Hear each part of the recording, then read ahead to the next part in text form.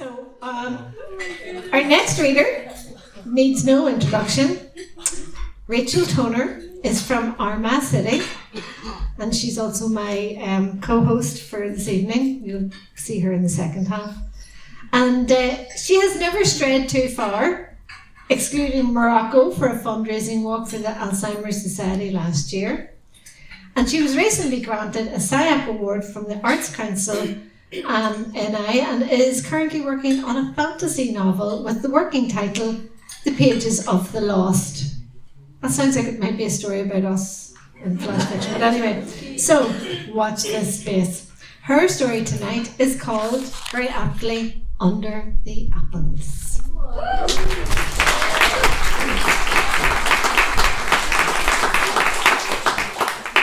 Thank you, Biddy. So this is Under the Apples. Mary walked through their orchard. Well, her orchard now. It still felt strange to say that.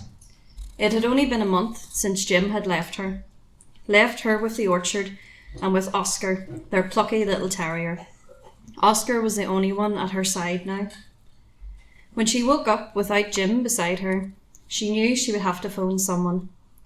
A kind policewoman came to the house, her dark eyes full of pity as she asked the questions that Mary did her best to answer truthfully.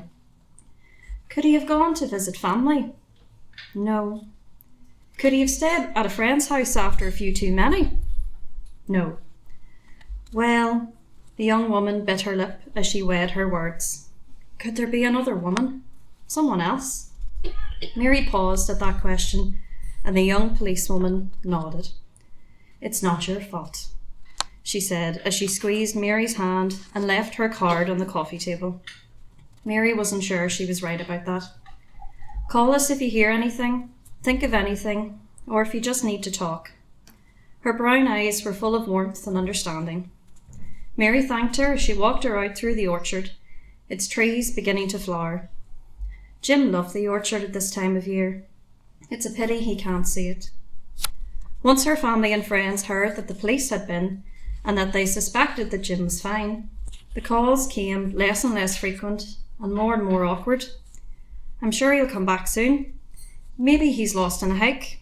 Maybe we should be looking for him. Maybe he went to find himself. He was a bit funny like that. Mary never had much to say to these declarations except maybe, or perhaps. She didn't have the energy to come up with possible actions he had taken or where he might be. She spent her time in the orchard, pruning, measuring, making notes, with her trusty Oscar by her side. He loved the orchard just as much as she did, chasing the rats through the maze of trees, digging up dirt as he went. He always found the rats. There was no hiding from him. On the month anniversary of Jim's leaving, the last call from the police came. Hi Mary, it's Sergeant Thompson. We met a month ago. There's been a sighting of someone we think is Jim in Majorca, Spain. I know you visited there before, so perhaps that's where he's chosen to go. There was a long pause before Mary was able to muster up a "Thank you for letting me know," and the call ended. Mary gathered some wildflowers from her garden and walked to their favourite place in the middle of the orchard.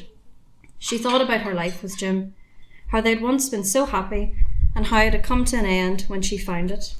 Well, her right-hand companion found it. Underwear that wasn't hers. She sat under the largest of the trees and placed the flowers on the soft, dark mound as Oscar sniffed it. There lies Oscar, the biggest rat you've ever caught. Thank you.